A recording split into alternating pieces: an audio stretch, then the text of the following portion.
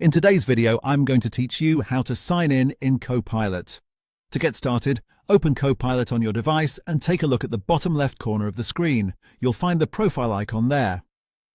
This is the area that gives you access to your account options, so go ahead and click on it. Once you click the profile icon, a menu will appear with a few account-related choices. From here, select the option that says Sign In. This will take you to the login process and allow you to connect your account to Copilot. After that, you'll be asked to choose the account you want to use. If you already have one or more accounts available on your device, you may see them listed here. Simply click the account you'd like to log in with.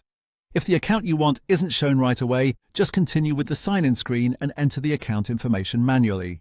Next, enter your login details in the fields provided. Make sure you type everything carefully so there are no mistakes, especially if you're entering your information manually.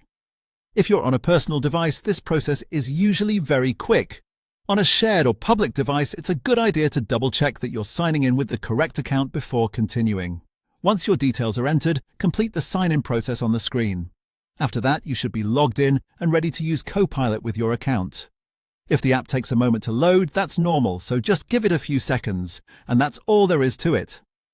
The process is simple. Click the profile icon in the bottom left corner, choose Sign In, select the account you want to use, and enter your details.